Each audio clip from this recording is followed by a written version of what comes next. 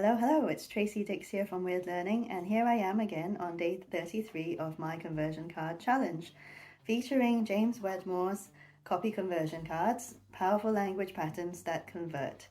And obviously, for those of you out there who are, studying marketing, communications, and with any interest in copywriting, this will be absolute gold to you.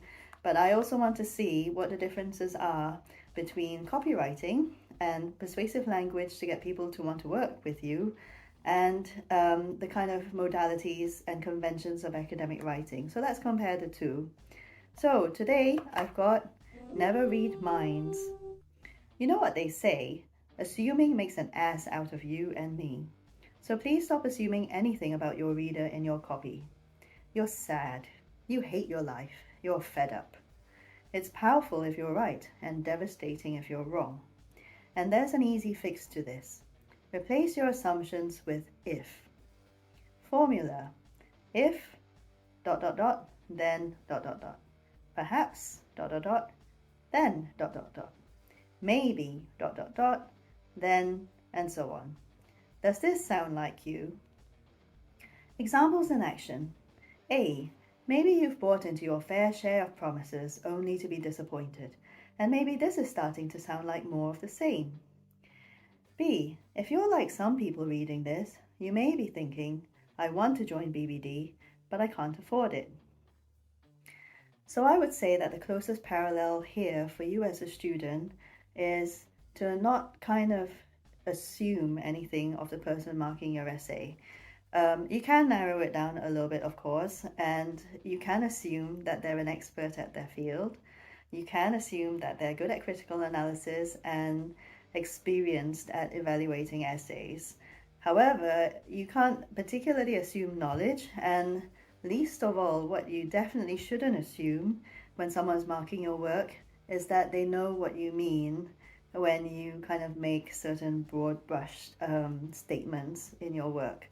So although the person marking your work is an expert in the field that they're in, that's not to say that they remember every single thing about all the resources that they've ever read. As an undergraduate student, I used to believe this. I used to think, oh, these academics, they've got years and years of experience behind them. Look at all those books on their bookshelves in the backdrop all the time. It must be because they've read all of it, they know all of it. And while that may be true, our memories don't always have limitless capacity. And this is true for academics as well, of course. So when you, for example, cite a particular author's work, don't automatically assume that the person marking your work is going to know exactly what you're referring to. You need to be really specific about what you're trying to say. So if it's about a particular theory, explain what you've taken from that theory and explain how you plan to apply it to your work. Why is it important to your work? Because your lecturer would probably have given you an introduction to certain theories and things like that, but their goal is not to teach you what to think or what to take away from these things, and they're really interested in what you make of it. So how do you apply it to, certain subjects, certain topics, and how do you apply it to your argument? How do you bring everything together? And that's why it's really important to be very specific about how you explain and how you structure your argument. The other thing I'd like to say about this card is that the word maybe, which appears in lots of James's examples in action, is not a particularly good term to use in academic writing because it's almost too hesitant, too speculative, and a little wishy-washy. And when you want to be tentative in your style of writing, it's because you're acknowledging that a research field in a given moment tells us what we know in this point in time, but it varies on how the research has been designed. So there will be some limitations. So you need to be very specific about exactly what the limitations are. And usually the researcher will tell you this, in their article, they'll say, well, this was a sample size of 40 students, or there is some anecdotal evidence that I'll bring in, but it would be good if research was to be carried out in future that kind of investigated these issues a little bit further and kind of refined the field a little bit.